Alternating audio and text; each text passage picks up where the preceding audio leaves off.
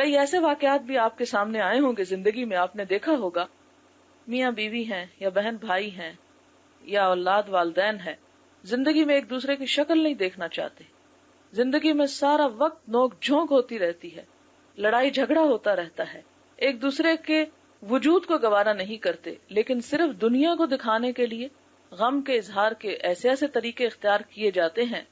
کہ اس دھوکہ بازی پہ شیطان بھی مات کھا جائے۔ تو یہ سب کچھ کیوں ہوتا ہے؟ اس لیے کہ ہمارا نہ جینا اپنا ہے اور نہ مرنا اپنا ہے، نہ ہماری زندگی اپنی ہے اور نہ موت اپنی، اللہ کی ہے۔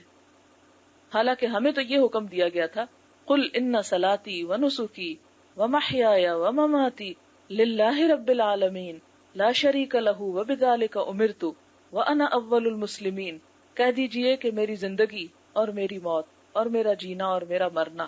اور میری نماز اور میری قربانی سب اللہ رب العالمین کے لیے ہے جس کا کوئی شریک نہیں۔ آپ دیکھیں کہ ہماری شادی بیاہ کی رسمیں وہ سراسر دکھاوا اور جھوٹ اور فریب پر مبنی، اور ہماری موت اور غمی کی رسمیں اس میں بھی اکثریت اسی قسم کی رسموں کی پائی جاتی ہے۔ مجھے ذاتی طور پر کچھ لوگوں کے ساتھ تعزیت کے لیے جانے کا اتفاق ہوا۔ خواتین جتنی دیر ٹریول کر رہی ہیں، ہنس رہی ہیں، کھا رہی ہیں، پی رہی ہیں، بول رہی ہیں، دنیا بھر کے قصے بتائے جا رہے ہیں، لیکن جو ہی میت کے گھر میں قدم رکھتی ہیں ایسی چیخ و پکار بلند کرتی ہیں کہ گویا اس سے بڑی مصیبت ان پہ کبھی آئی ہی نہ ہو۔ یہ منافقت نہیں تو اور کیا ہے کہ کہیں پر آپ کچھ ہیں اور کہیں آپ کچھ اور بن کے دکھا رہے ہیں۔ اگر آپ کے دل میں واقعی غم کی ایسی چوٹ لگی ہوئی ہے تو اس غم کے احترام میں آپ پہلے ہی کچھ خاموشی اختیار کریں۔ یعنی ہنستے کھیلتے معلوم نہیں وہ کیا ڈرامہ ہوتا ہے کہ جو یکا یک عود کر آتا ہے اور دوسروں کے سامنے چیخ پکار بلند کی جاتی ہے۔ تو اس بات سے خدا سے ڈرنا چاہیے اور ایسے طرز عمل اختیار کرتے ہوئے اور ایسی دوغلی پالیسی اختیار کرتے ہوئے خدا کا خوف کرنا چاہیے کہ وہ یہ سب کچھ رو کے جو دکھایا جا رہا ہے یہ کس کو خوش کرنے کے لیے، کیونکہ اللہ تعالیٰ نے تو اس بات سے منع کیا ہے۔ آپ کو معلوم ہوگا کہ ایک دفعہ حضور صلی اللہ علیہ وسلم نے عورتوں کے رونے پیٹنے اور بین کرنے کی آوازیں سنی تو آپ نے کہا کہ ان کو منع کرو، اس لیے کہ یہ چیز جاہلیت میں سے ہے، اور میت کے پیچھے بلند آواز سے رونا اور بین کرنا جو ہے یہ آپ نے فرمایا کہ جس نے اپنا گریبان پھاڑا اور اپنے چہرے کو پیٹا وہ ہم میں سے نہیں۔ یعنی غم کا ایسا طریقہ جو غیر انسانی ہو اس کو اختیار کرنے سے اسلام نے منع کیا۔ اور ایک اور موقع پر جب آپ نے عورتوں کو منع کیا اور وہ باز نہ آئی تو آپ نے کہا کہ جاؤ ان کے منہ پہ مٹی پھینکو،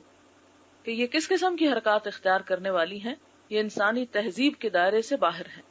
لیکن اس کا یہ مطلب نہیں کہ انسان کو رونے سے منع کیا گیا ہے۔ آپ صلی اللہ علیہ وسلم کی گود میں آپ کا ایک نواسا تھا جو اس وقت موت اور زندگی کی کشمکش میں تھا، اور ایک اور موقع پر آپ کا بیٹا تھا ابراہیم علیہ السلام، تو آپ صلی اللہ علیہ وسلم کی آنکھوں میں آنسو تھے اور آپ غم کا اظہار کر رہے تھے۔ اس پر صحابہ کرام نے بڑے تعجب کا اظہار کیا کہ اللہ کے رسول صلی اللہ علیہ وسلم آپ بھی روتے ہیں؟ آپ نے فرمایا ہاں، دل غم زدہ ہے، آنکھ آنسو بہاتی ہے، لیکن زبان سے کوئی ایسا کلمہ نہیں نکلے گا جو اللہ تعالیٰ کو ناراض کرنے والا ہو، یعنی کوئی ایسا طرز عمل کہ جس سے خدا کی ناراضگی۔ اب دیکھیں کہ ایسے موقعوں پر آپ شاید اس بات کو مائنڈ بھی کریں کہ میں بہت ہی کھلی باتیں کر رہی ہوں اور ایسی چیزوں کو سامنے لا رہی ہوں کہ آپ کہیں کہ شاید یہ بہت سنگ دل ہے اور اس کو تو کسی چیز کا غم نہیں ہوتا۔ اللہ تعالیٰ نے ہر انسان کے دل میں غم کے جذبات رکھے ہیں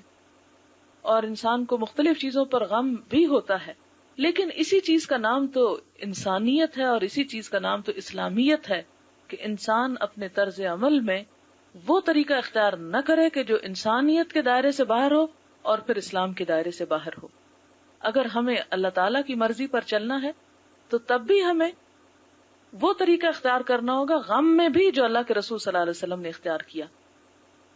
آپ سے بڑھ کر اگر ہم کوئی طریقہ اختیار کرتے ہیں تو یہ نہیں کہ ہم کوئی آپ سے بڑھ کر غم کے منانے والے یا غم کا اظہار کرنے والے ہیں، اور اگر ہم آنسو تک نہیں بہاتے اور سنگ دلی کی علامت ہے تو اسے بھی ملامت کیا گیا، اسے بھی اپریشیٹ نہیں کیا گیا۔ تو ایک اعتدال کی راہ جس کو حضور صلی اللہ علیہ وسلم نے فرمایا کہ خیر الامور اوسطها، بہترین طریقہ جو ہے یا بہترین کام جو ہے کاموں میں سے وہ درمیانہ روی ہے۔ تو غم کے اظہار میں بھی لوگوں کا دکھاوا جہاں پر بھی آئے کہ آپ اس لیے رو رہے ہیں کہ دوسرے آپ کو دیکھ کے کہیں گے کہ اس کو کس قدر غم تھا، تو فوراً ہی اپنے آپ پر سے ایسی کیفیت کو ہٹا دیں کہ جس میں ریاکاری کا شائبہ پایا جاتا ہو. اور اسی طرح اگر رونا نہیں آ رہا تو اللہ تعالیٰ سے دعا کریں کہ اللہ تعالیٰ آپ کے دل کو نرم کرے. صرف اس لیے مصنوعی رونا اور مصنوعی قسم کے طرز عمل اختیار کرنے سے بچیں کہ جس میں پھر دکھاوے کا شائبہ پایا جاتا ہو. اس لیے کہ ریاکاری جو ہے نہ خوشی کے موقع پر، نہ شادی بیاہ کے موقع پر، اور نہ غم کے موقع پر کہیں پر بھی اس کی کوئی گنجائش نہیں نکلتی کہ انسان اندر سے کچھ ہو اور باہر اس کا کچھ اور اظہار کرتا پھرے.